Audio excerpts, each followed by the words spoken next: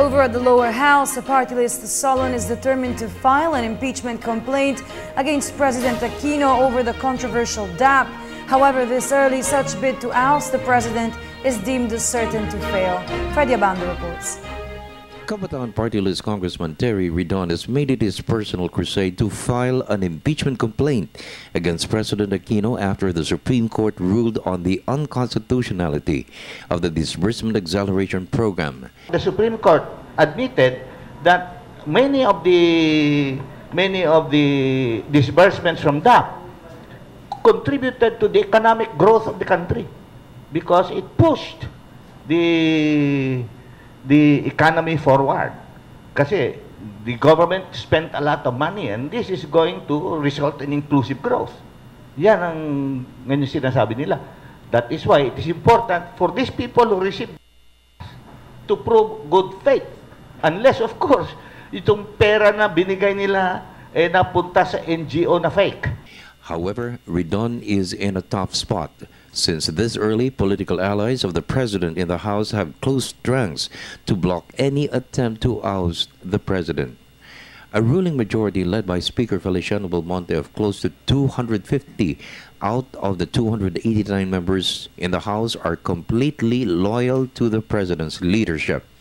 Congressman Federico Kimbo, a member of the Justice Committee, said there is no basis for a complaint to prosper since the decision of the High Tribunal does not pinpoint to a betrayal of public trust, nor was there any culpable violation of the Constitution when the disbursement acceleration program was implemented in 2011. There's no legal basis, absolutely. Even the Supreme Court decision, if they just diligently read it, will show that there's absolutely no basis because there's nothing culpable any deemed violation of the Constitution. Even constitutionalists today have said already that if at all, there could probably be some form of negligence, but that's not an impeachable act. What will happen is that the DBM will have to be more diligent in coming up with the line items that are anticipated or necessary, because what the Supreme Court says is that you can use savings, you can have lump sums, but it can only be used for items that are in existence or are in the line items of the budget. Secondly is that it did not in any way say that the discretionary power of the president is removed. What it simply said is that it can only use it within the executive.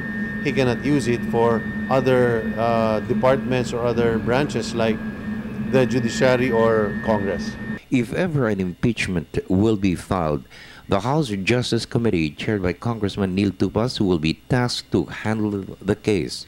Without saying an outright dismissal is all a certainty. Tupas stressed that any complainant must establish that the implementation of the disbursement acceleration program was done in bad faith without any gains for the people and the country. Over 100 billion pesos was released for key programs and projects to enhance economic development and growth. When you talk about impeachment, there are some sectors now saying that they will file an impeachment complaint against the president. But what are the grounds?